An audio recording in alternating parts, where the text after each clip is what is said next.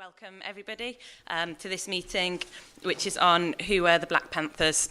So I'd like to introduce Gary McFarlane, who's from Haringey SWP. We've got some of his books here, and we'll say a bit more about them at the end. Contributed to them, yeah.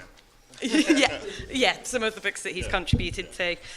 So Gary's going to speak for about half an hour, and then we're going to open it up to kind of any questions and comments, and then we're going to come back to Gary to sum up afterwards. So welcome everyone. If you want to start. Thank you, Megan. Hi, comrades and friends. Who were the Black Panthers? I don't know if anyone saw the... Let's use my microphone. I don't know if anyone saw the... no reason why you should have done, really. The American football match, the big one, they call the Super Bowl.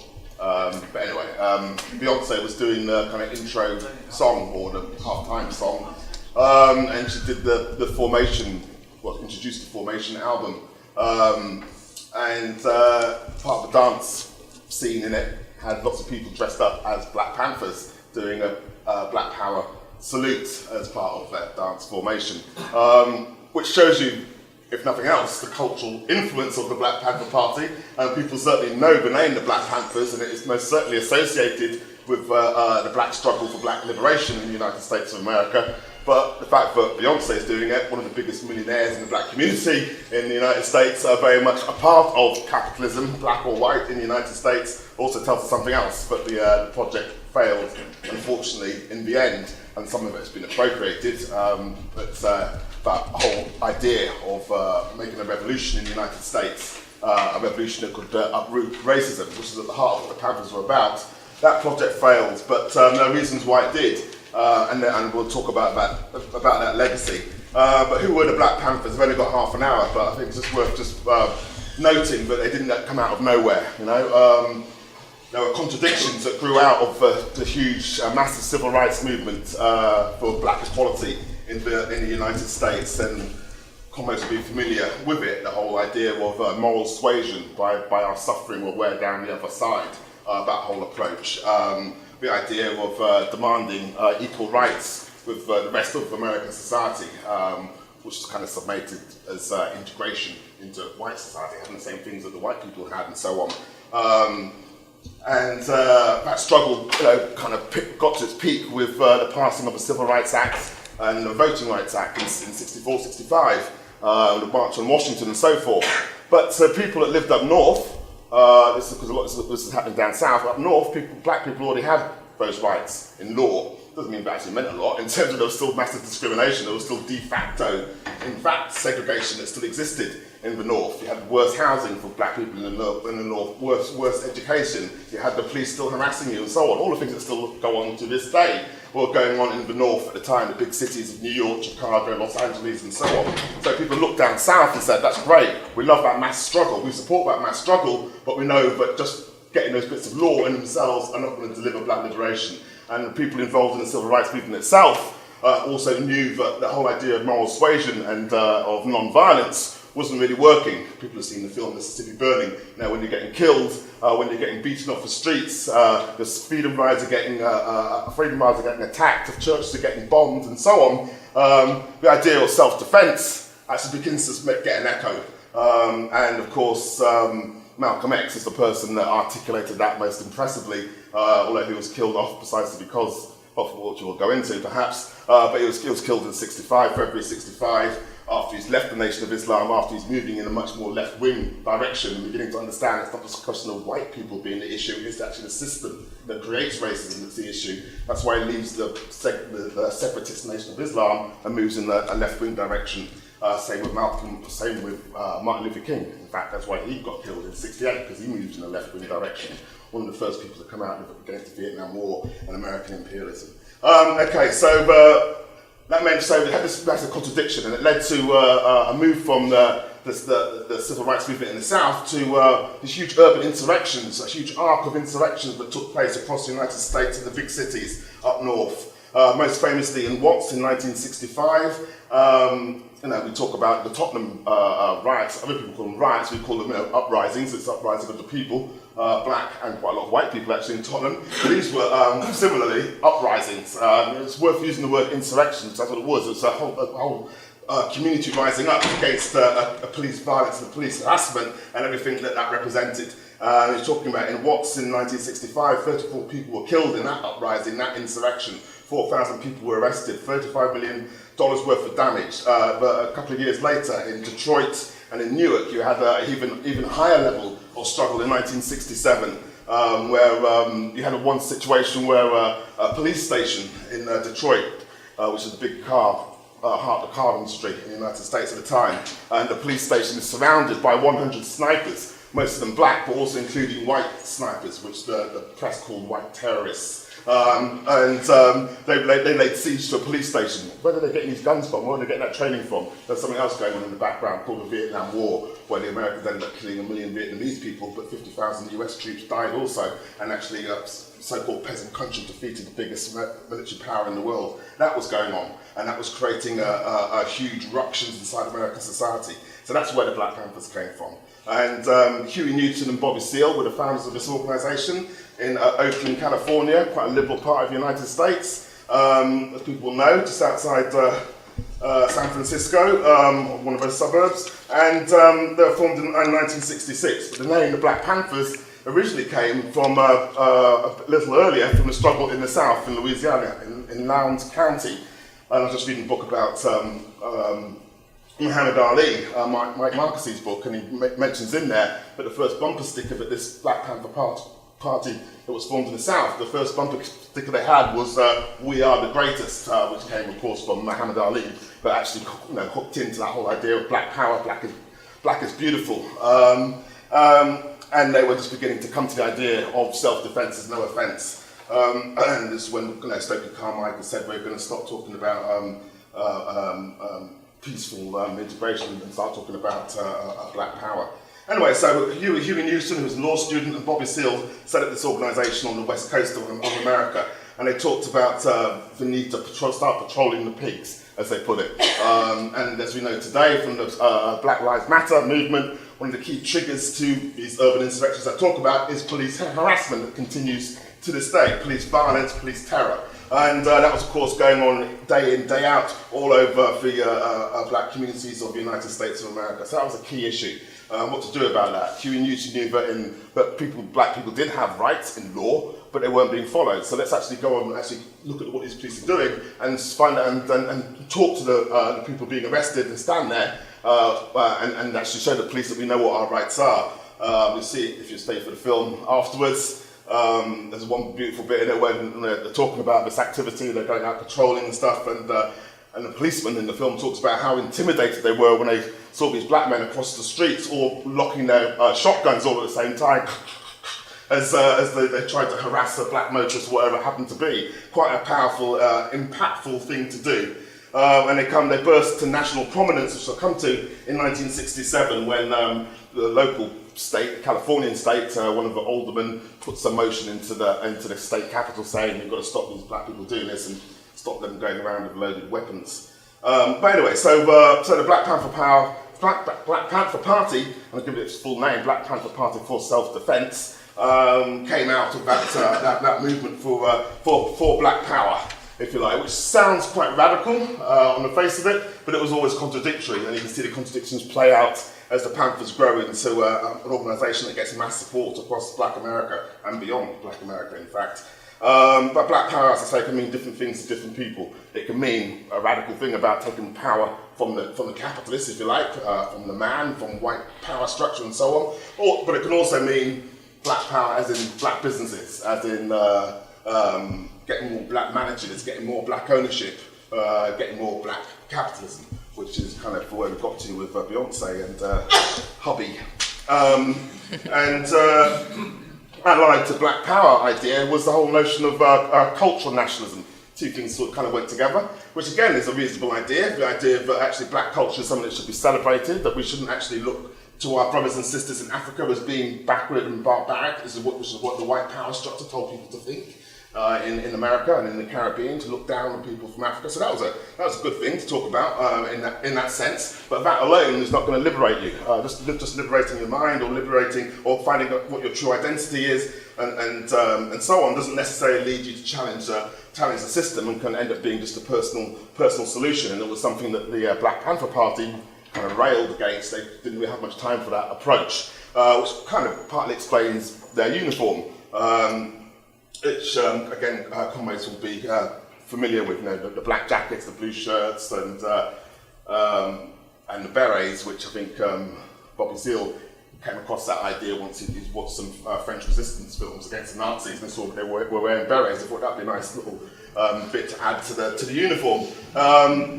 And that was a kind of a statement of Black America, or Black urban America, in distinction to that sort of cultural nationalism, or what people thought was African dress, the shukis and stuff that became quite popular in the Black community amongst some layers. But underneath that, what was the Black beyond petroleum and the pigs, and the community programs, which I'll come to? What was the essence of the Black Panther Party's politics? So I say they were impressed by the fact that it was mass mobilisation, but had actually made the civil rights movement so powerful. It wasn't nothing to do with Kennedy being a nice guy, but anyone can imagine that he was. He was a guy who was threatening to blow up the world because the Cubans had some nukes. No, it was that mass mobilisation from below is what forced the American state to try to hand down that Civil Rights Act and Voting Rights Act, because they were getting shamed in front of the world. Khrushchev would get up in the UN assembly and say, yeah, you go on about democracy and whatever, but hey, how about the black people in America? Which is a thing we can still say to this day, in fact. And it embarrassed them. And this is when they were posing as liberators of the third world, or the global south, as we call it today. And so the Panthers were very much impressed by that, and could see the possibilities of a kind of a revolutionary struggle from below that could effect change, if any, it would go a bit further than just demanding integration into white society. Go beyond that and talk about really challenging the whole system that created racism in the first place. They took the politics of Malcolm X, as I mentioned, I won't go into that again, but at the heart of it was a kind of Maoism, which sounds odd to us because we don't really have any Maoist organisations in Britain. We did have some in the 60s, and the dregs of them, I think, were in courts the other day. It was an awful mess. But what was Maoism? Well, it had a much better PR, if you like, than the old Soviet system of gulags and lack of democracy, so-called worker state where the workers aren't in charge. So that didn't sound very attractive to the new left and the new liberation movement sort of rising up around the world, and the new left inside Europe. And what Mao had to say about a committed revolutionary vanguard that can trigger the revolution, that can lead the battle itself, as kind of elitist approach, had more attraction to it. The whole notion of a guerrilla struggle, although let's not take that too far, although some people might have taken it too far in terms of adventurism inside the Black Panther Party, but that whole idea that you could have perhaps liberated zones, which, against the background of cities or whole areas of cities being liberated, but only for a few days in these insurrections we talked about a moment ago. Again, that could sound like a possibility. The key thing about it, though, was that they call themselves Marxists, but it wasn't our kind of Marxism, in the sense that it wasn't rooted in the idea that capitalism creates its own grave digger, which is the working class, which is working people that create all the profits. And if you can stop that system, then you can actually break that system. And that's where we have our real ultimate power. They didn't see that, which is not too surprising, because there wasn't a mass worker struggle going on at the time. There had been mass worker struggles, by the way, in America in the 30s, and so forth. The Communist Party, which had mass support. Tens of thousands of members in the 1930s, which was why McCarthyism was so important to the American ruling class in destroying that tradition. And the Communist Party were the most consistent fighters against racism. Might want to talk about that later. But anyway, that tradition had been broken, so they didn't see it. But they did see this Maoist thing, and people didn't know what was happening in the Cultural Revolution in China. I just heard of the people waving around this little red book. They all looked really good. All the students looked like they were sorting out their professors and stuff, but actually there was a hell of a lot of violence going on, a lot of people getting killed. But that wasn't quite as apparent as it is to us now, looking back in history. So that's where their kind of the base of their politics were coming from. And you can see it in their 10-point programme that they came out with, which had talked about really good things like end police brutality, an exemption from black Americans having to fight in the army, the release of all black political prisoners, but it also had strange things like to appeal to the United Nations to get liberation for black people in America. Well, that's never going to happen. Who's the United Nations? It's the bosses, United Nations, all the various ruling classes of the world get together.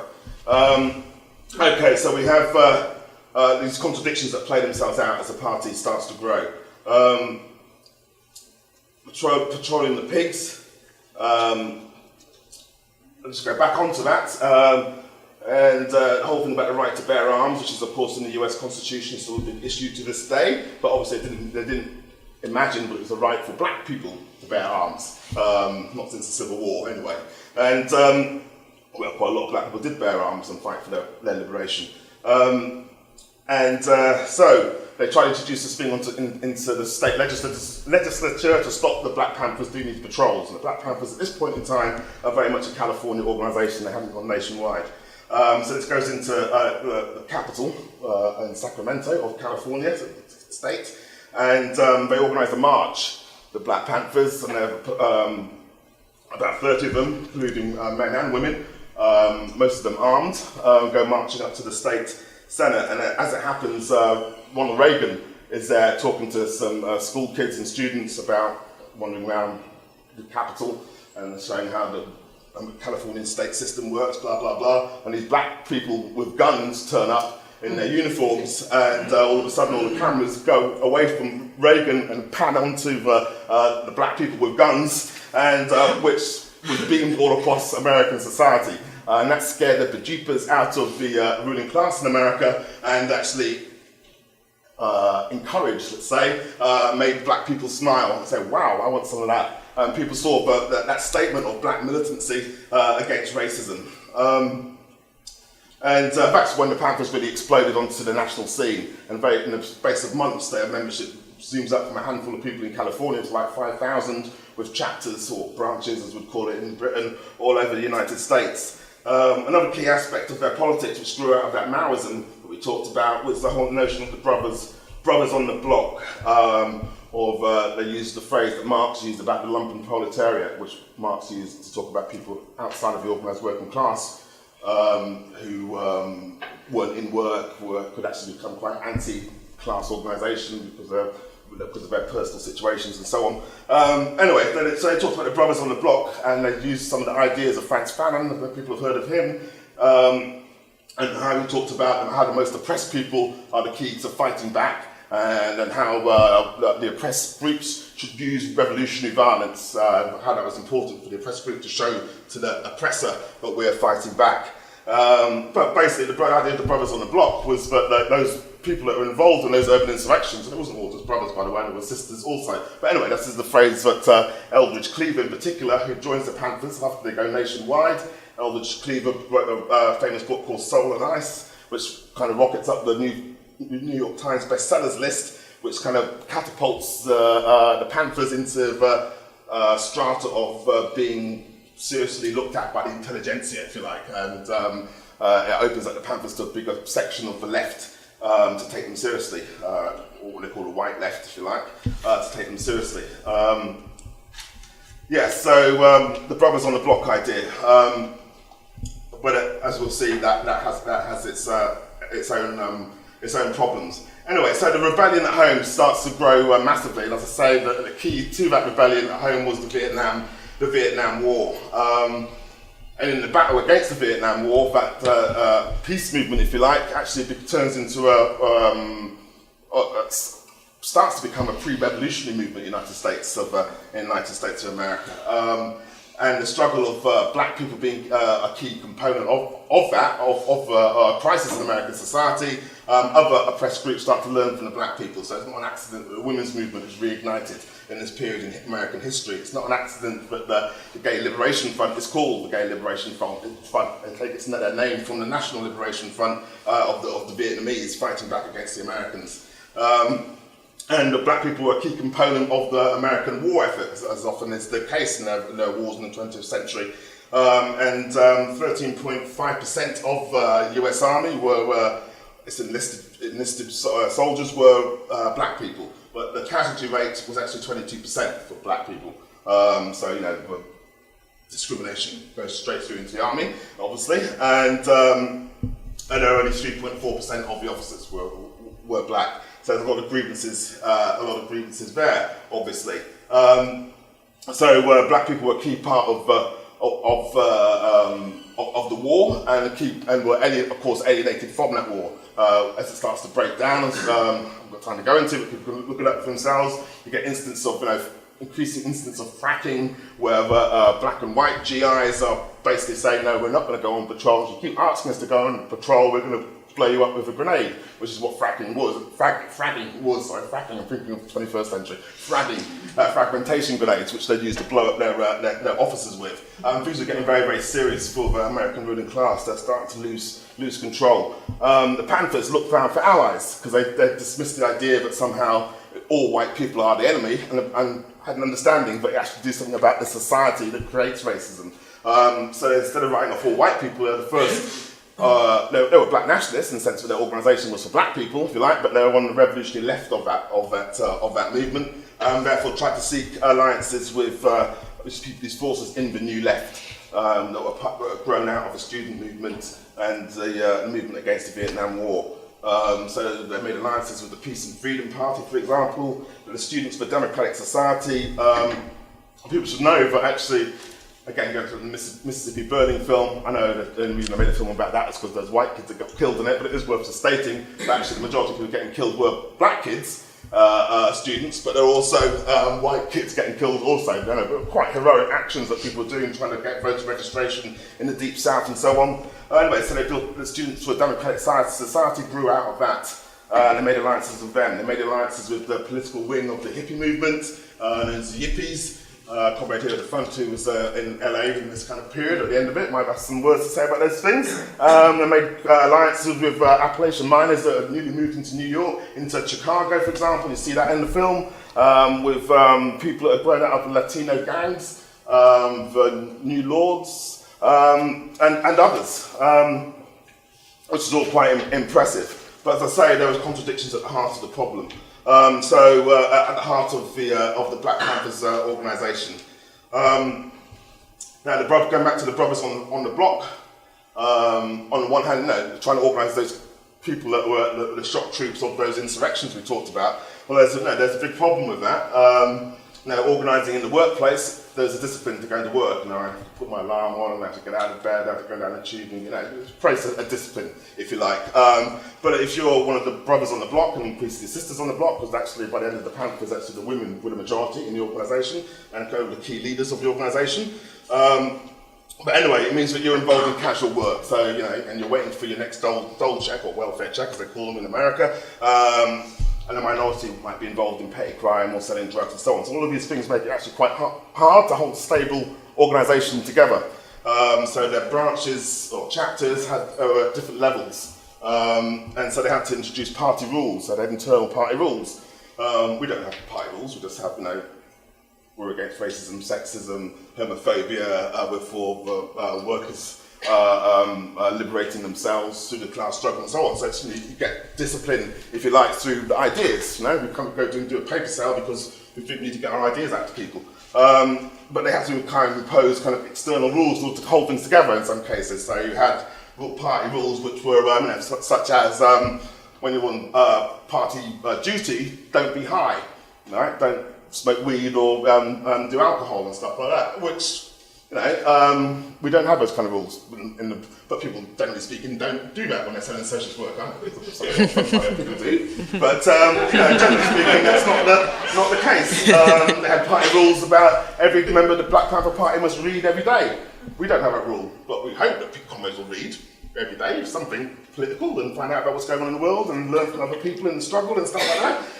They had those kind of things, but there was a quite high level of politics in the organisation, but people had different ideas of what the party that they had joined was. But anyway, so as I say, the discipline didn't necessarily come from understanding of politics as such, but it always had to be imposed because of the nature of its base, of the membership. Okay, and also the whole idea of the guerrilla struggle, although they didn't take that literally, but the idea that somehow it could be compared to a guerrilla struggle doesn't actually work in an urban, advanced capitalist society, for the basic reason that the FARC, for example, in Colombia, have been fighting the guerrilla war for, 40 years or something, and the state still can't take out their bases. Okay, maybe not very good military in Colombia or whatever, but actually you can hide in the jungle. That's the fundamental thing about it. It's possible to evade the state You can't do that after the What's uprising. Once you've done the uprising, once you make the challenge of the state with your guns, they've got more guns than us. Where are you going to hide? They're going to take over the bit of Watts that you hold for 2 days, or the bit of Detroit that you can hold for 4 days, and so on, and kill as many people as the state will want to kill. They can do it because they've got more weaponry than we've got. You can't really create liberated zones in that way, which means that let's say they had mass support inside the black community. Their membership is only about 5,000 at its height, which is not too dissimilar to the Socialist Workers Party, actually. But they couldn't actually break beyond that because it was actually became quite scary to join them because the state saw what was going on and launched a huge crackdown. People might know about it, a counterintelligence program run by the FBI and Edgar Hoover, who described the Black Panther Party as the greatest internal threat to the United States of America. That's only 5,000 people. And it was a threat because it was stirring up the black people. So the New York Times did a survey and found that 9% of the black people in America at this time described themselves as revolutionaries. That's about 3 million revolutionaries. So yeah, they were starting to get a little bit scared of what was going on. So they had to attack. But the Panthers could also see their weaknesses. But having a full frontal assault on the state, and they've got more guns than us, maybe we need to pull back a bit. And maybe we need to put emphasis on other things. So another part of their Maoism is the whole idea of serving the people. I don't know if anyone's ever looked at the little red book thing, but it goes on a lot about how to make sure that you're nice to the peasants, make sure you don't steal their food, so you can live amongst the peasantry, and so on. And so they took that idea and said, yeah, let's do serving the people. By which they meant setting up programs. So they set up really successful programs in '68 onwards, like the Breakfast for Children program, at the height of it was serving breakfast to 250,000 kids a week that couldn't afford to eat breakfast otherwise. They set up health clinics for the first time. They did actually path-breaking work on sickle cell research, which was only later taken up by the actual American state that should have been doing it decades before. All of those things are really useful. But it pulls the organisation in 2 different directions. So you're talking about patrolling the pigs, which is a kind of a revolutionary confrontation with the state, and the community programmes, which is taking you more towards the black churches. You have to get money off in order to buy the food to give to the kids, and the black businesses. You need to try and go around to get donations in. So it takes you in a totally different direction. So those tensions will start to build up inside the organisation, as I say, they had mass support inside the black community, but it was passive support. And so someone likened it to doing interviews with Vox Pops with black people and what they thought about the Panthers. And yeah, everyone loved the Panthers, but they appeared a bit like superheroes for the community. So let's let them go off and do the heroic stuff, but we know we don't really want to get killed by the police. So we'll let them do it. That was a problem. At one stage, something like 75% of the black population said they supported the aims and objectives of the Black Panther Party. So the FBI could see things breaking down, so they launched this massive offensive against the Panthers. It leads to Huey Newton getting fitted up for killing a policeman. We've heard of Huey Newton, and there's the Free Huey campaign. It becomes a huge campaign, not just in the black community, but all over all of the campuses of America and all over the left of America. It becomes the cause célèbre from Jane Fonda to Marlon Brando, all come out in support of the Panthers, and then people see the film of Marlon Brando speaking on the platform of the Black Panthers. I mean, this was huge, and it had massive impact. Eldridge Cleaver, who was more on why are we messing with the community program and why aren't we launching the revolution now against the American state, who's more on the adventurous side of the Panthers. He gets forced into exile. Again, you see that in the film. He goes off to Algeria and elsewhere. He sets up base in Algeria. But for the oppression, the offensive by the American state, the repression against the Panther Party was severe. In '69, something like 27 Black Panther Party members are killed. Fred Hampton in Chicago gets killed. Fred Hampton, let's remind ourselves, had used to work for the National Association for the Advancement of Coloured People, which was one of the key black middle class led civil rights organisations, but he knew politics and knew how to organise, and he had all the contacts and stuff, and he was moving in pretty much a socialist direction. He was the one who's quite key to setting up talks with Appalachian miners kids and stuff, white kids, poor white people, and saying, look, we've got the same interest, don't let the bosses get in the way and trying to tell you the black people are inferior, they just use that to make us all suffer. and he had an understanding of that, and they killed him. Bobby Hutton, who was led into an attempt to fight back against the state when Martin Luther King gets killed, and Aldous Cleaver says, yeah, we've got to go out there and kill some cops, and so he joins, unfortunately, to go off and do that with Aldous Cleaver and Bobby Hutton, who was, I think, the third member of the Black Panther Party, and he's a teenager, gets killed because of Cleaver's adventurism, which was something that really hurt Huey Newton when he eventually gets out. They have a big falling out, those two. Again, you see that in the film.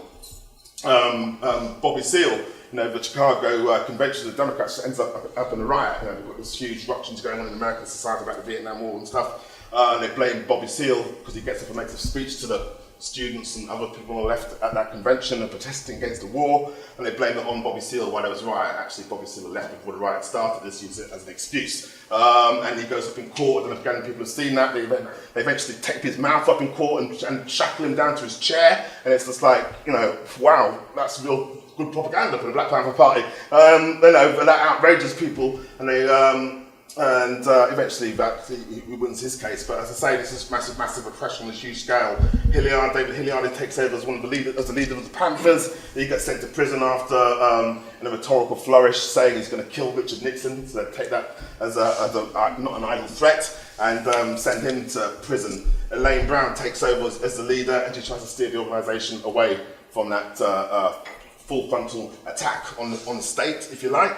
And she tries to push it back towards those, putting more emphasis on those community programs, and it ends up with the election campaign that is run for the mayor of Oakland, where Bobby Seale stands, and basically they collapse the organisation into an electoral campaign to try and get him elected in California. They shut down lots of the branches all over the country, tell everyone to come to California, to come to Oakland. He does really well. He gets a huge vote, but he doesn't actually win. But so you could argue fundamentally that kind of reformist pressure inside the organisation wins out because on the other side was the massive weight from the state. I'm just going to sum up. To say how could it have been different? Was that inevitable that it would have always ended up in failure? Well, no, it wasn't. Because as I said at the beginning, their Marxism was different to ours, but their Marxism it was just common to other people on the left. Tarek Howley's organisation, for example, the International Marxist Group in the 60s, in the 70s, they kind of looked to the Third World struggle as the key, and but the workers in the West have been bought off by their fridges and their mortgages and their cars and but actually that wasn't the case, and so you can see a different way of going around about things, and that's what happened with, for example, something called the Dodge Revolutionary Union movement. I mentioned Detroit, the heart of the American auto industry, still the biggest section of manufacturing in the American state. Richard Nixon took Black Power seriously a bit later, and he meant it by actually let's get these kids off the streets into the suites. For him, Black Power is about building up black capitalism and creating a buffer between the urban poor and the American state. And but anyway, the Dodge Revolutionary Union movement showed a different way, but they could have actually got someone to defend themselves if they had a party structure in the car plants, which is actually what did develop with the Dodge Revolutionary Union movement. I haven't got time to give you the quote. But basically they organised in the car plants of Chrysler, or Ford, of General Motors in Detroit. They organised strikes of tens of thousands of black workers. Their only weakness was that they didn't actually organise the white workers. And there was one paper they had called the Sprinter, which someone talks about. I won't go to do the quote, but basically says, lots of the white workers like what we're saying, because actually what we're talking about relates to all workers. They never actually followed back through and tried to actually organise the white workers alongside the black workers. But anyway, it showed you a different way, because that's where the real power was. So they could have said, if the Black Panther Party had organisation in those car plants, they could have said, you keep messing with our people, we're going to go on strike, and we're going to cost you $10 million a day and lost car production. And that would have set the cat among the pigeons. And just to finish things off, in terms of the legacy of the Black Panthers, it shows you how ideas change in struggle, but things aren't static. People learn the lessons of the best way to fight. It moves through from the civil rights movement and the black churches leading it, the black middle classes, how that changed and how that became the Black Power movement, and then how in the Black Power movement, actually people start to look to even more radical ways to change actually society, and the Black Panther Party for self-defense was at the pinnacle of that, I would argue. You can see lots of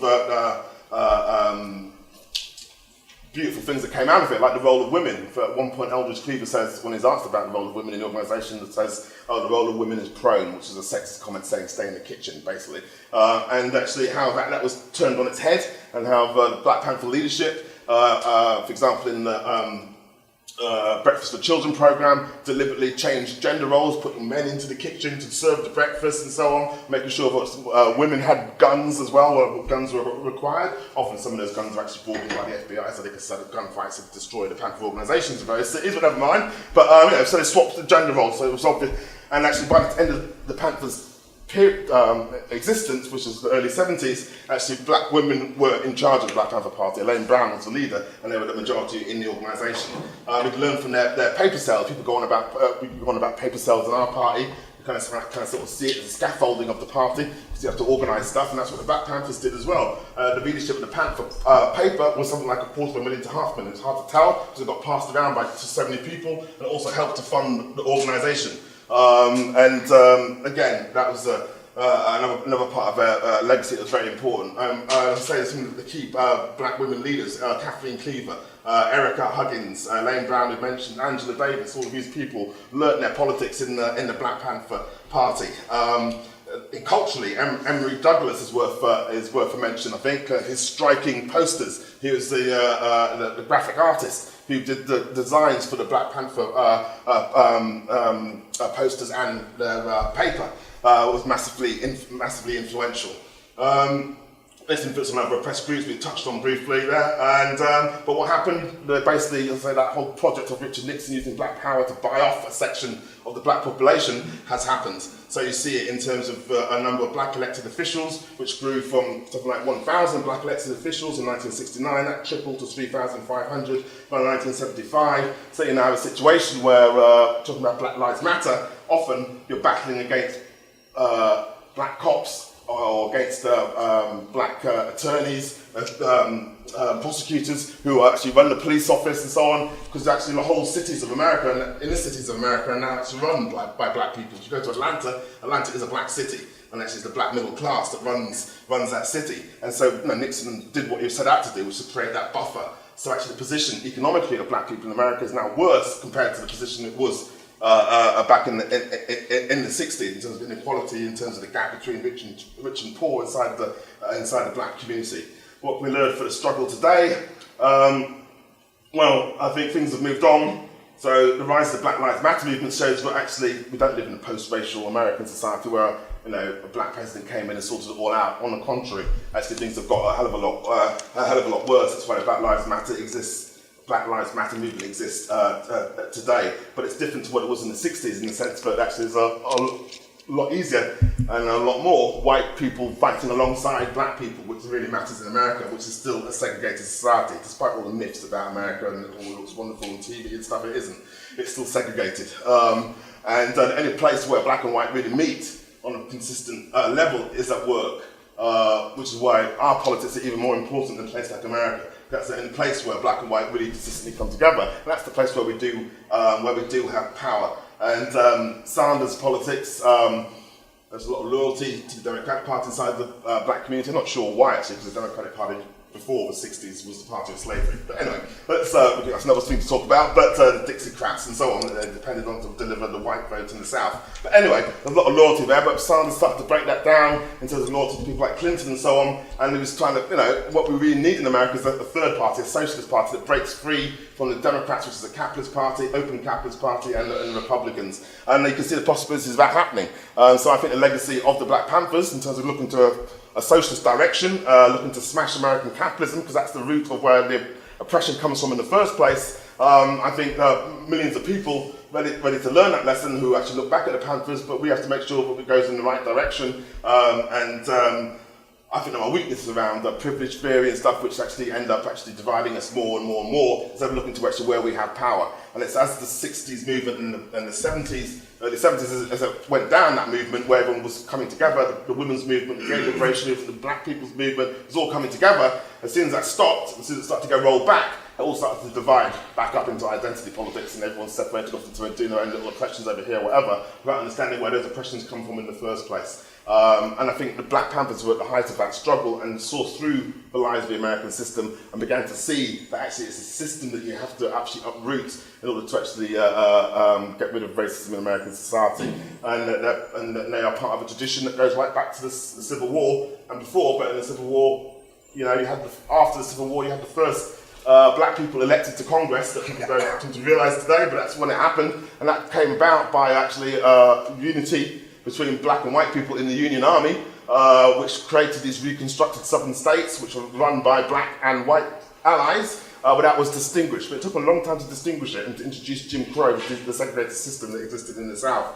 And they're part of, I would say the Panthers are part of that tradition. Part of the tradition of the Wobblies, the industrial workers of the world, that tried to unite black and white workers, of the Communist Party in the 1930s that tried to unite black and white workers in the auto plants and the steel plants and the coal mines. People like black leaders, black communists like Paul Robeson. The Communist Party had thousands of black members in Harlem. That tradition was kept alive by people like the Black Panthers, and it's kept alive today by people like us here to go and tell other people about it and say this is the way we can actually change society and uproot racism, which has not always existed, and it can be destroyed.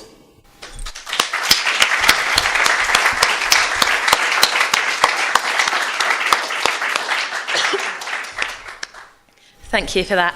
So we're now going to open it up to any questions, any comments from people.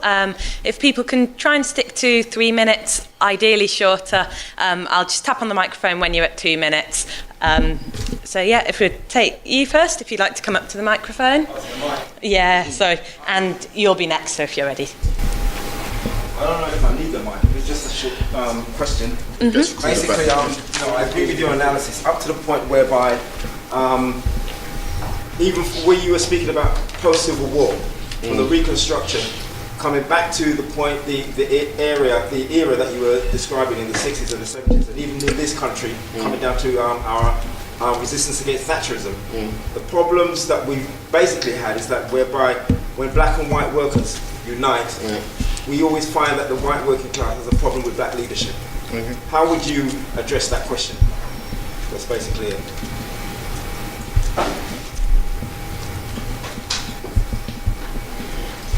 I'll try to keep this short. Like I was say, in my opinion, one of the most interesting things about the black movement in America is the progression of the leaders, of like people like Martin Luther King and Malcolm X, like the speaker I mentioned before, but also the Black Panthers as well. I think to understand the black movement in America, you understand how they progressed more towards the left and more towards class-based politics. They started with fighting against racism, but it moved towards they started realising it was racism was created by capitalism, so that's how we moved to a class-based politics. And I was watching an interview with Bobby Seale a few years ago, and he spoke on the new Black Panthers. If anyone doesn't know about them, they're completely different than the old Black Panthers. You don't want to be associated with them kind of things. But he explained the different waves of the black movement, and he said the first wave was freedom from slavery, the second wave was the civil rights movement, the third wave was against police brutality, and he said the next wave, the fourth wave, should be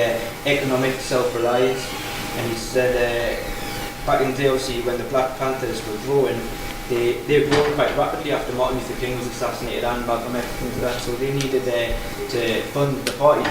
And what they did was they went to a bookstore and seen Mao's Little Red Book, and it was cheap, so they just bought loads of that. They hadn't read it, and they were just selling it for a profit, and like they didn't even know what was in it. And eventually they read it, and that became their ideology. And they stuck with that ideology until some Marxist-Leninists started debating with Bobby Seale, and they explained to him the difference between state capitalism and Marxist-Leninism. Obviously, that was all I was going to say.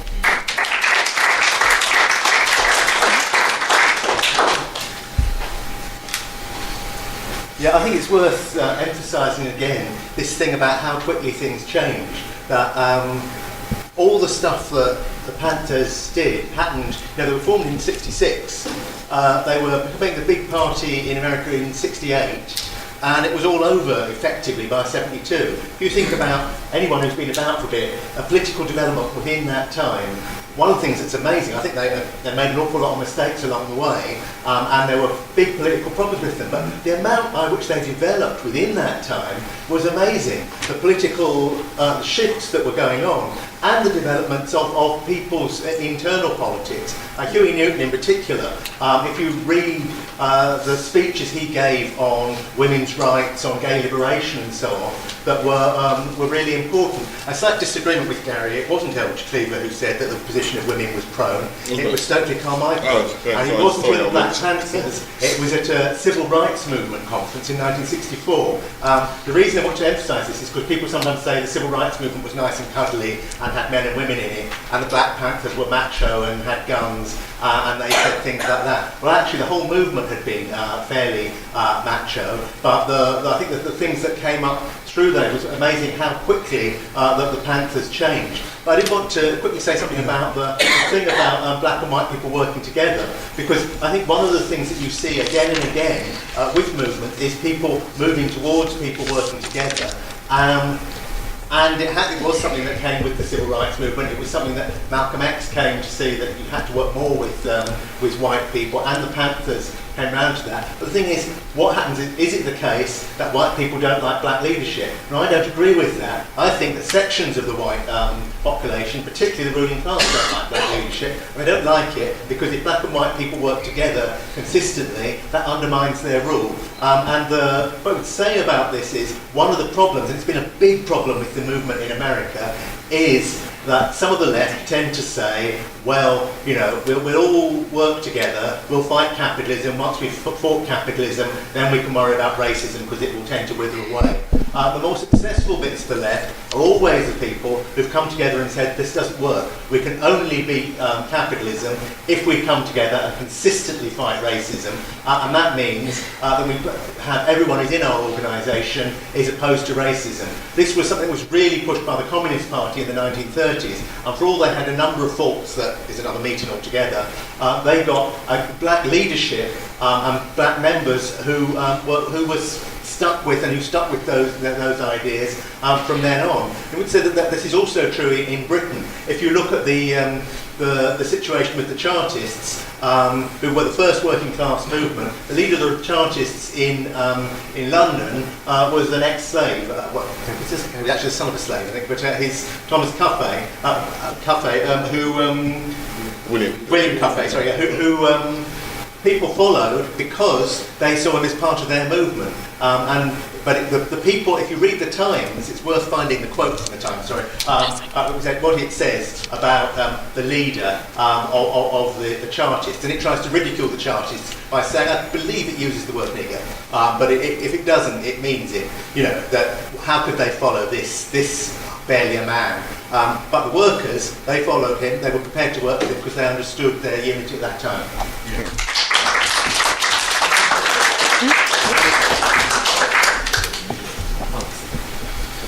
I lived in Los Angeles, but it was 1972, right when it was finished, so I didn't have much to do. I went out as a Stalinist. I wasn't afraid I wasn't a Trotskyist. The thing was, I met Johnny Otis, who was to do with the Watts Cultural Centre, which was one of the positive things.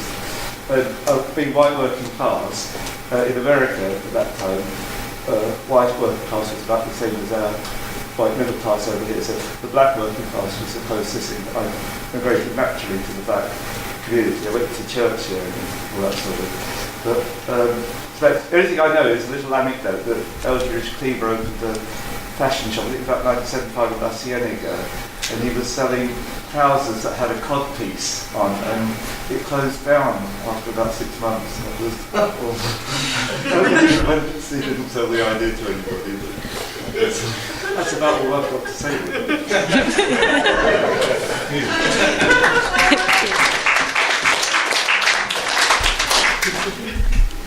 And all comments, kind of, or questions, anything's welcome.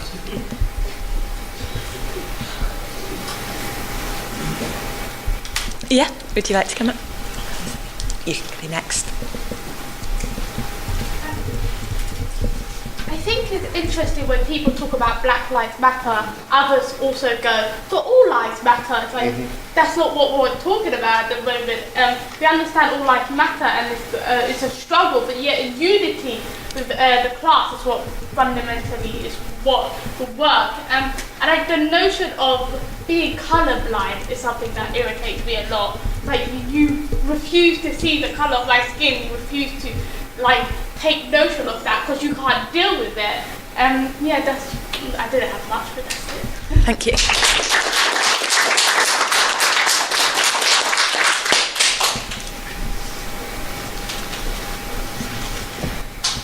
It's just about what Comrade said here about selling the little red book without even reading it, because I think it was like a couple of years ago at Marxism they did an exhibition, didn't they, of all the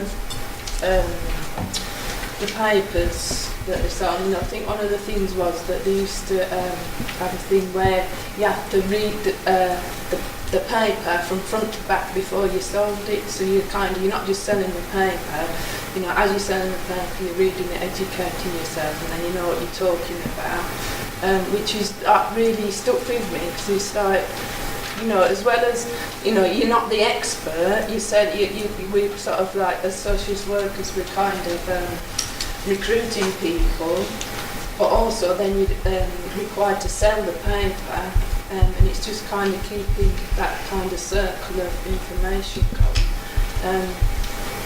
There's another point as well. Yeah, that's it. Thank you.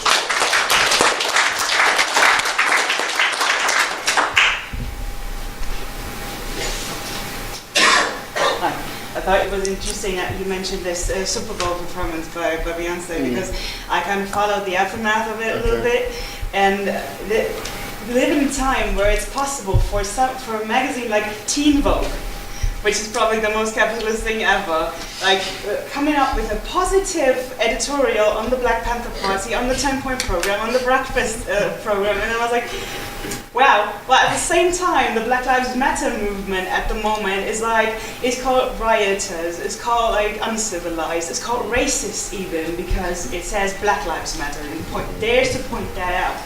And see, we are in a year where it's actually possible to put on a halftime show in Black Panther gear and totally ignore and co-opt them or leave out the militancy of it all and the radicalness. Well, I'm German, so don't mind me. And at the same time, call what I was saying in comparison, Black Lives Matter is not all that radical when you compare it to the ideas of Black Panthers, but they are maligned because they're active right now and they're mobilizing right now. And Black Panthers are some kind of pop culture thing that goes. So that's very interesting, and I think it's a very great lesson in how quickly we are to forget what movements were about and how they work, and how difficult it is to sustain a radical movement. Yeah.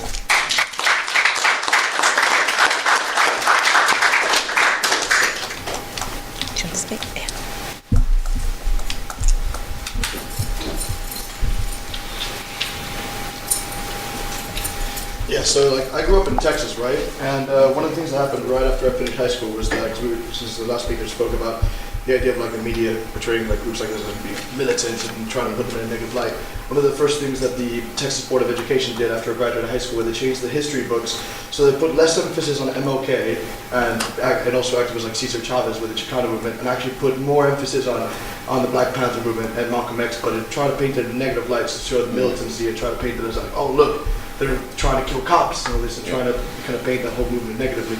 The other thing I wanted to ask was, especially with the use of weapons in the Black Panther movement and how that ties into the current debate in America with gun control.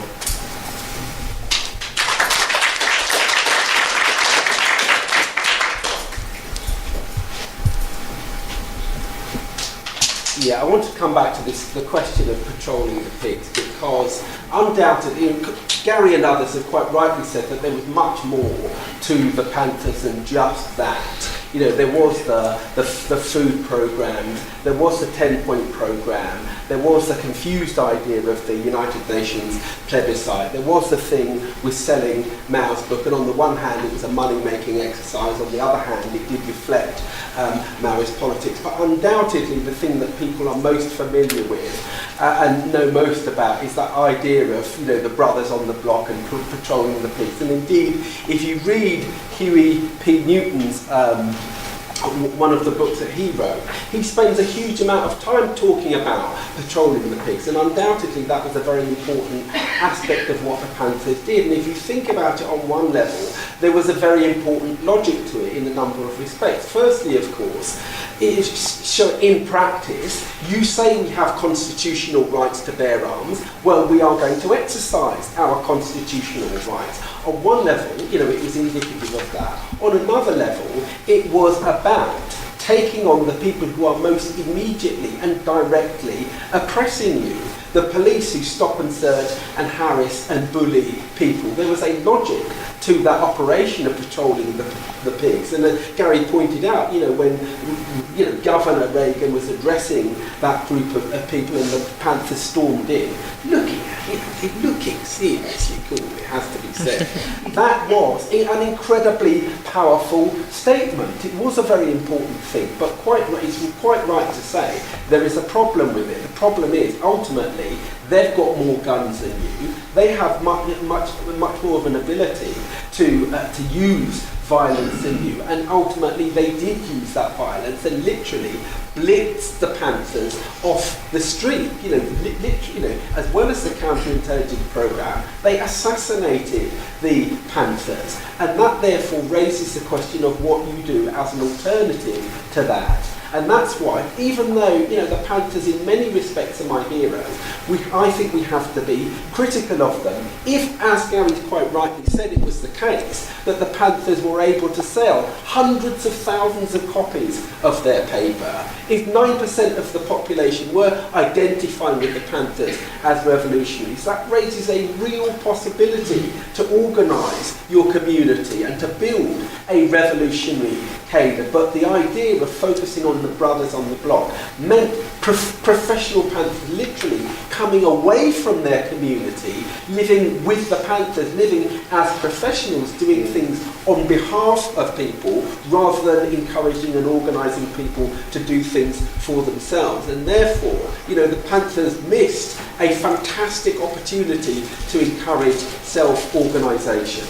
Now, you know, we don't just, you know, incredibly courageous and so on. The point about raising those criticisms is not just to attack and to criticise them, but to talk about what the needs are now, looking back, taking inspiration from the likes of Panthers, but what are the needs of the movement today?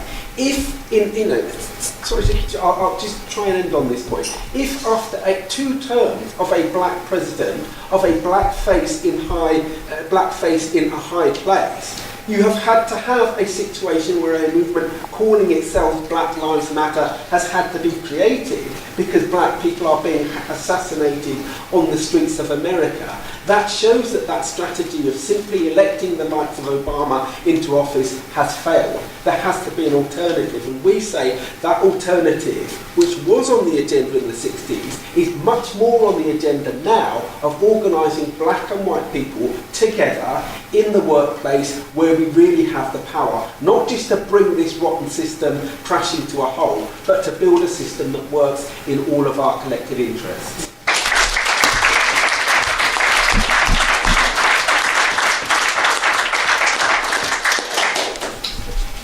And any, yeah?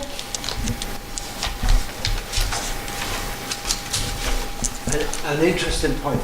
I was totally traumatized when I encountered racism, because when I was growing up in the late 40s, this is like last century, late 40s and 50s, there was no racism, and we had a completely different attitude in Ireland to black folks. For us, they were like heroes first and foremost, but they were also fighting for their human and civil rights. And any folks who were doing that, if you know anything about our history, any folks who were fighting for human and civil rights That strikes a chord in every Irish heart. And so when I came to the UK, around the middle of the 60s, to join the British Army, and I saw black folks being discriminated, and I was discriminated against myself. You know, with the signs, no dogs, no colours, no Irish. They put us with the dogs, the bastards. It took me a while to actually be able to understand that. But when I joined the British Army, that all changed. Nobody gave a shite where you came from or what colour your skin was. What it was a Commonwealth army. It was before all these restrictions on nationality. Commonwealth army, South Africans, Pakistanis, Indians, West Indians, everyone was there and everyone mucked in and nobody gave a shite where you came from or what you, only if you were a good squaddy or not. That's all that was interesting. The stark contrast came when we went on manoeuvres, on exercises with, and this was the late 60s and early 70s. So segregation in the US Army had been was instigated, I think, at the beginning of the 50s or so, you know. But we went on exercise, on manoeuvre or scheme as we call it, with these septic tanks, these yanks, and they came over to eat with us, and they were serious about this. They asked, why are we eating with the Negroes? We couldn't understand. He said, they're our comrades, you twats, you know. That's why. But again, you could see that they hadn't progressed that far with regard to accepting anyone really, but particularly black folks. You know, this was like ingrained in them. And I think it's going to take an awful long time until that really goes away.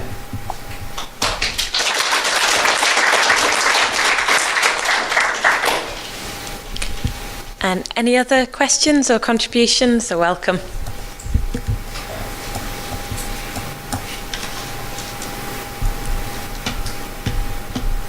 Can I just say a couple of more comments? I don't know if anyone knows about Melvin Donnelly. That was a politician, councillor in Los Angeles at that time. And I know a lot of the ex-Panthers kind of moved into the woodwork. Did you know anything about the Nubian Nation? Because I know a lot of those are ex-Panthers, but they used the strategy of humour. There's a guy doing a 120-year prison sentence on a trumped-up charge of child molestation, but he's used the Nation of Islam and Judaism as sort of comedy routines to hide behind. But it's a different strategy. I don't know. But sorry, that's about it. Sorry. Thank you.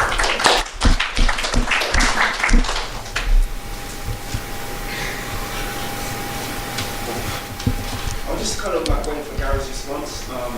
We did get a response from our comrade.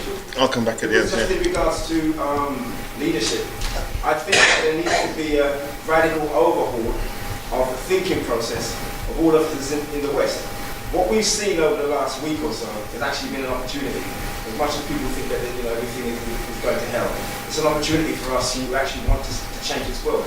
This world can only change when people understand to themselves that Europe is actually a broken instrument. France is broke, it's a third world country. Portugal is broke. Greece is broke. Spain is broke.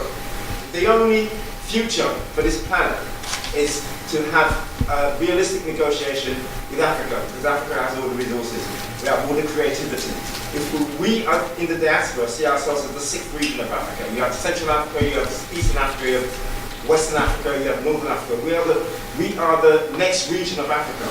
And if the working class of the West does not come to terms with the fact that we actually are in the vanguard of this movement and that we actually have ascendancy in the thought process that will allow us to construct a new paradigm, we'd have to do it on our own and separate off from the rest of the world. That's not actually what we want. The planet actually belongs to all of us, but we have ascendancy, which is where our leadership is actually taking place. And if the West does not come to terms with this, you've lost even before you started.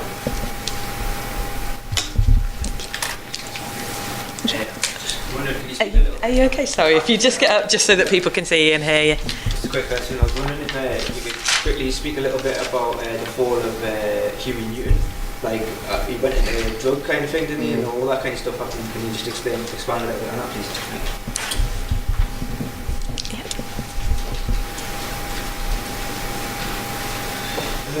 I wanted to address the question about the black leadership question that the brother raised and a couple of people spoke about.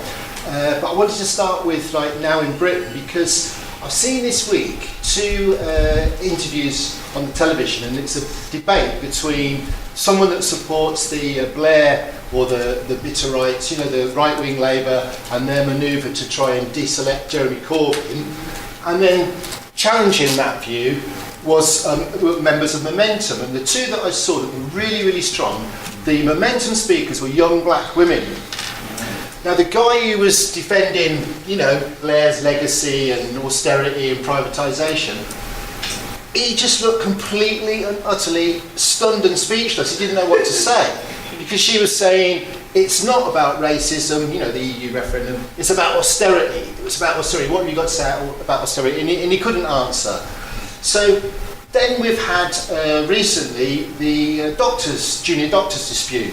And I know Megan has been a leading junior doctor doing that, and have spoken at the BMA conference recently, moved motions and have massively supported that all of the BMA conferences, we support, you know, the refugees. So I've seen though again, with Black Lives Matter that's been talked about, and we've been massively inspired by Black Lives Matter. You know, unfortunately, we watch it from here, you know, in America. But everywhere, obviously, it's Black Lives Matter. But I see white people with the protesters going Black Lives Matter. So I think really what I wanted to raise as a question, and maybe Gary and reflects on this, is when it was the Panthers, it was the Black Panthers, only Black Panthers. Now they did align with the yippies, you know, the white sort of hippies that were very militant on the West Coast. They did make alliances with other, what they saw progressive blocs or progressive forces, but they were not integrated, were they? The Black Panthers were Black Panthers. I mean, it was a fantastic step forward. So I think my question is, are we in a period now where both in America and, you know, maybe here, where we have a more integrated rebellion and an integrated response, or is that not the case at all? And you know, there still is divisions. I'm not trying to downplay racism, obviously. I'm trying to advance. Is it the case that we're in a period now where we can have a more, if you like, integrated, hopefully black-led and integrated rebellion that involves in America black, Latino, white, you know, or not? And that's my question.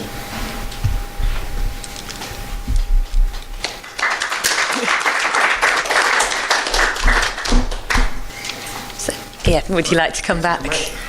Thank you. Right, I hope some other comrades might have chipped in some answers and stuff, but I'll try and cover most of it. White workers end up having a problem with black leadership. I think it's, if you look at like the history in the United States, for example, there was a problem of so-called left-wing organisations and so-called socialist organisations that had a problem with black people. So, for example, the early Socialist Party in America segregated workers, so they had a meeting for the black workers and a meeting for the white workers. And to me, that's not a socialist party. You can't have socialism if you're not going to liberate women, if you're not going to liberate, there's no black liberation. That's not socialism. But there was that tradition inside the American, of racism inside the American workers' movement. And there were times when that got busted open, which I've kind of hinted at. It doesn't get talked about much, because it's not in their interest to talk about it.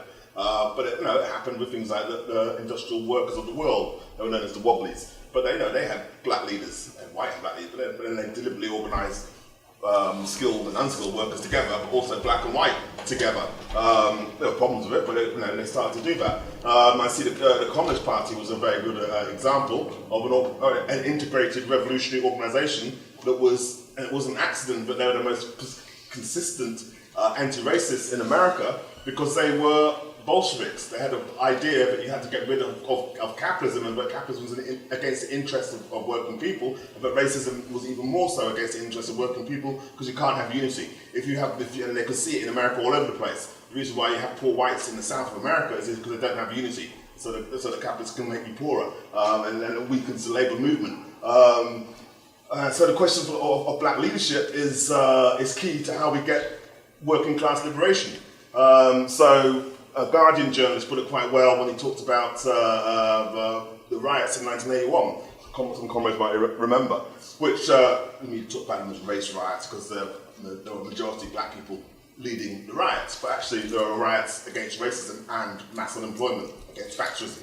So there were black and white working class youth together in those fights. And the Guardian journalist was talking about Moss Side in Manchester and said this is the first, in this case he saw quite a lot of white kids, so this is the first white army I've seen led by black generals, because the black kids were the shock troops. He's not saying that all the black kids got arrested and then the white kids did, but he was trying to make the point that actually it was a mixed, multicultural riot. And that's the kind of black leadership we're interested in. So black people will be at the vanguard of the revolution. In the sense that black people kind of suffer more in this society and so on, but just because you suffer though, doesn't automatically mean you're going to be the best fighter. It's not automatic. So for me, leadership, class leadership, which is about fighting for black liberation, is about questions like, do you think that the way that workers win in society is by asking the boss for a pay rise or going on strike to get the pay rise? Do you think the way that we fight police harassment is by setting up another monitoring groups are useful, but setting up by getting more black policemen? Do you think that's the way to go forward, or is it better to actually support the youth on the streets when they fight back and to spread that to the working class, organised working class, and get them to support the kids fighting back? I think that is a much better way. And for us in the Socialist Workers Party, leadership is about black and white doing that. So it's a job of white comrades inside the Socialist Workers Party to stand up in their workplace and defend the rioters of 2010, whatever it was, 2011.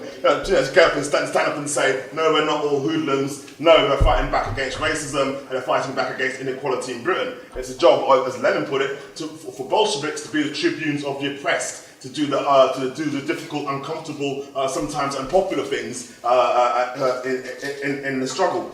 And people's ideas change through that struggle.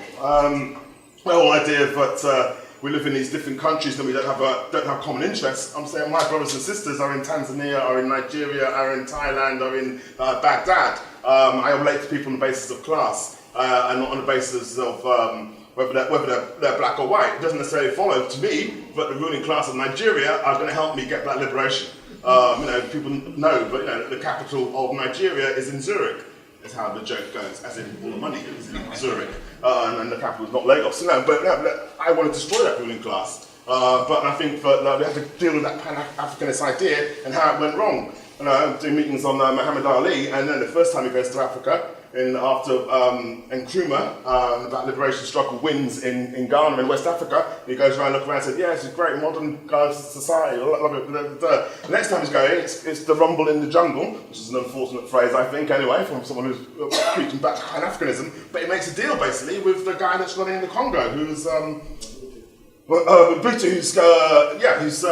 basically hiding all of the poverty in that country. He's abandoned the goals of the liberation movement. He's putting up big hoardings so that when all the Westerners come in and Muhammad Ali comes in and goes down the highway they just built to get them to the stadium with all the hoardings that are hiding all the slums behind it. It's just totally outrageous. But nevertheless, it was good that Ali was there to wind people up and stuff, and he won the fight, and it was actually a big, it mattered to black people in diaspora all over the world and to white people who wanted to identify with Muhammad Ali and the fight against oppression. But I'm saying that Pan-African idea hid the class contradictions, which are today so evident in Africa. And I think that by us as white and black working class people in the West, the advanced economies, which by the way aren't poor, they are very, very rich. There's this woman at the Corbyn rally in Parliament Green who works for Amundi Asset Management. She was talking to me and saying, well, there's not a lot of money in this country. I said, what? What do you mean there's not a lot of money? I said, no, there's not a lot of money, there's, that's why they're going to have austerity. And someone said, well, what about the money that the global rich have? So, yeah, but that's private money. What? Where did they get it from? They get it from exploiting us. And there's lots and lots of money in the world, from Africa to London to Paris to all over, and it's about us uniting. And to leadership to do it, the leadership we need is a black and a white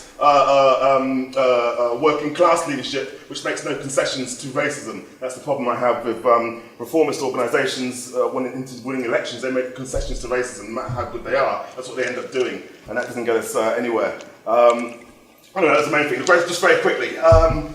Economic self-reliance, I think it comes back to the whole Marcus Garvey, the whole idea of building up black business as a counterweight to white racism in society.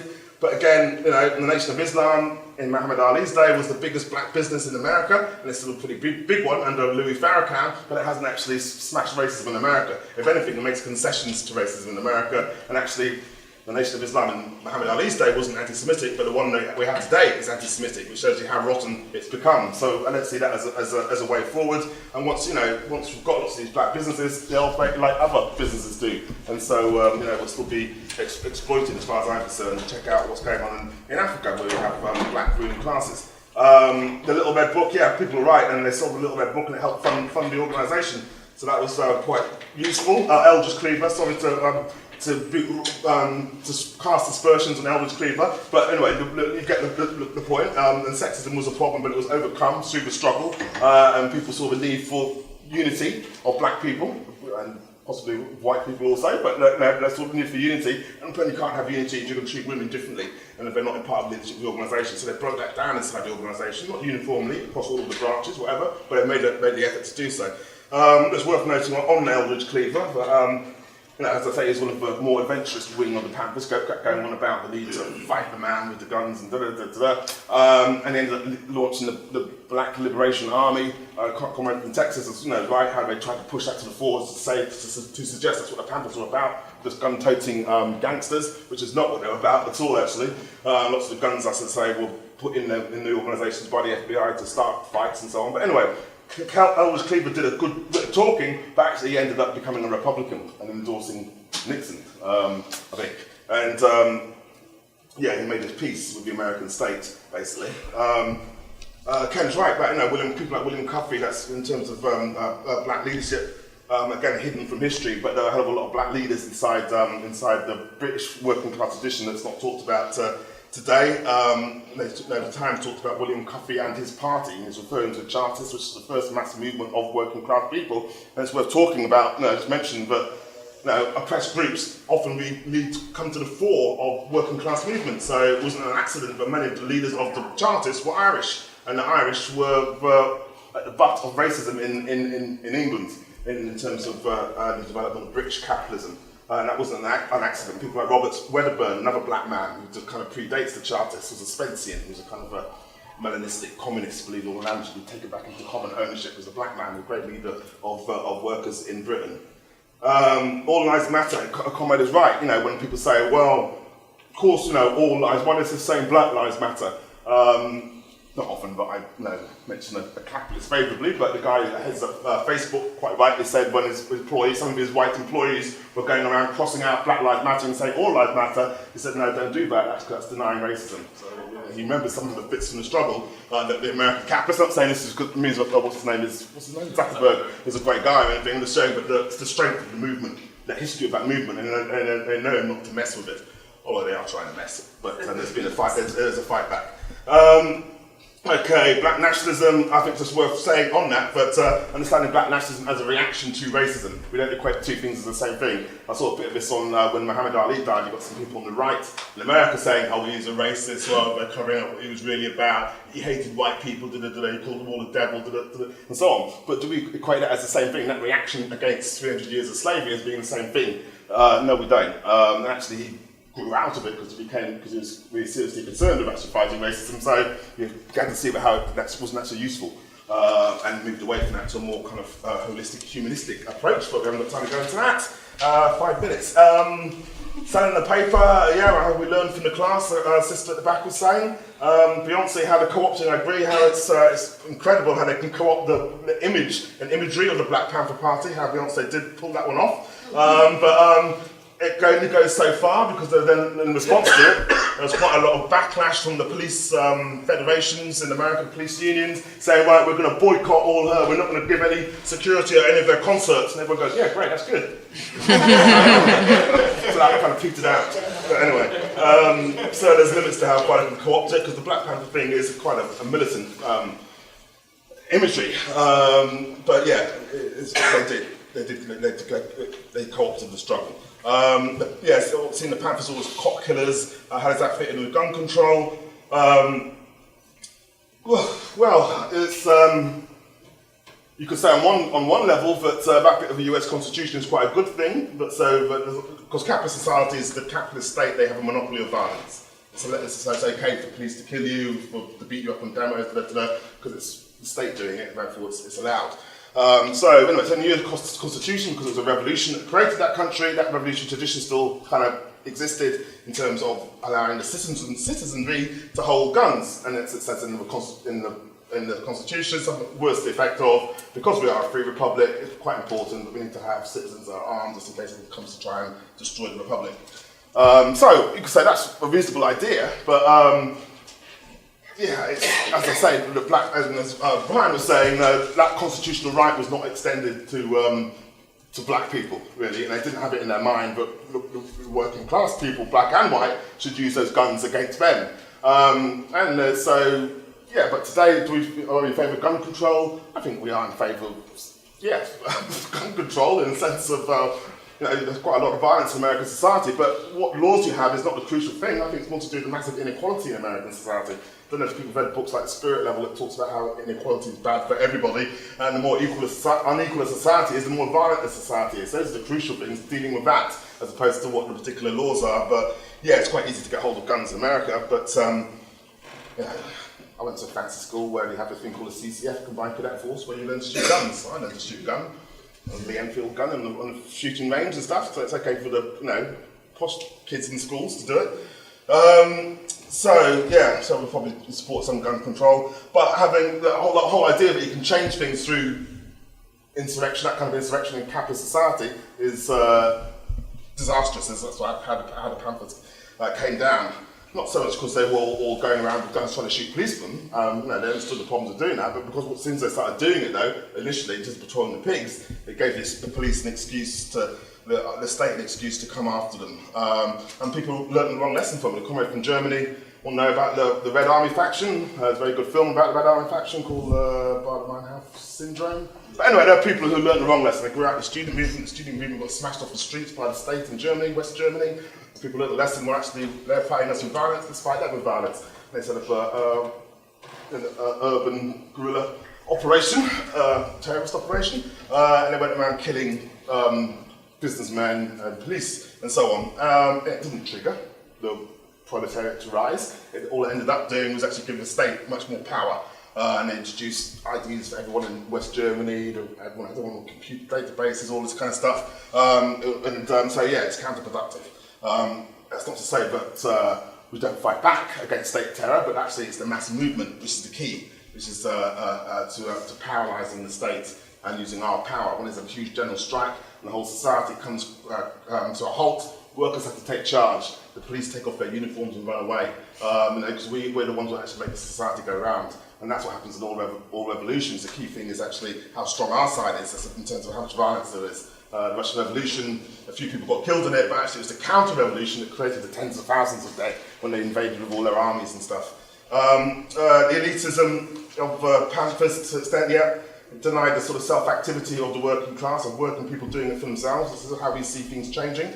That's why we don't believe in putting across in a bit of paper is going to change the world. We don't think it's irrelevant. It doesn't matter that Jeremy Corbyn gets elected into a government and so on, but putting across in the paper doesn't challenge your ideas. Going on strike and having to be on strike with a woman next to you, or a gay person next to you, or a black person next to you, forces you to challenge any particular backward ideas you might have about those particular oppressed groups. That's why we go on about the working class. There's no other class that's like that. It has to be collective in order to win. That's why we don't do it just because we love workers. It's some kind of romantic view of workers. It's to do with actually their position in society, so you can't win without uniting, and you're forced to do that. Segregation in the US Army, yeah, you're right, eventually they had to do, because obviously it was a big contradiction. It's another thing that led to big black struggles. those kind of contradictions when people come home and they find that actually they've been fighting a war supposedly against the nasty Germans in the First World War and the nasty Germans again in the Second World War and their racism and so on. But hang on a minute, we live in a racist society. So there's a big, huge contradiction which fed into radicalism, both in terms of the Garvey movement after the First World War and again after the Second World War. That's when they had to come out with Board of Topeka versus, this is Texas actually, wasn't it? Yeah, which actually kind of triggered the civil rights movement. Had to make some legal changes there, and same in the army. It was one of the first places to get desegregated. I think the Korean War. Huey Newton, he got into. I think it probably messed him up being in prison. Wasn't very useful, and he ended up as the movement went down because of the problems we've discussed. He got addicted to drugs. That might have happened in prison, I'm not sure, but he did anyway. And he started to use the organisation to organise what they call racketeering in the States, but started to try and take out some of the drug dealers and do it himself and stuff. It went in all very strange directions. But anyway, the party by that time was collapsing. That's why it happened. It wasn't so much his personal failings, although they were, for him as an individual, problematic. And I think that's it, isn't it? The Black Panthers were not integrated. Yes, the Communist Party, I think, was a very good model in terms of having integrated black and white revolutions together in one organisation. I think that's the most effective way to fight, to have all our fingers clenched as a fist. Black people left the Communist Party when its politics went soft, so they got instructions from Stalin in Russia, and Stalin in Russia said, now we've got to go to popular frontism and unite with the progressive bourgeoisie because fascism is looming, blah, blah, blah, which meant they started to downplay the struggle against racism in America. That's when all the black people left. So if we have a party that's actually seriously committed to fighting to get rid of capitalism, then it forces you to have to fight to get rid of racism, because you can't get socialism without fighting the oppressions that it generates. That's why those people here aren't members of the Socialist Workers Party to join us in that fight. And we are a voluntary organisation, so you can always leave when you find out we're a load of rubbish. My point is, test these things in practice. You can't test them. Reading books matters, but test it in practice. So join us.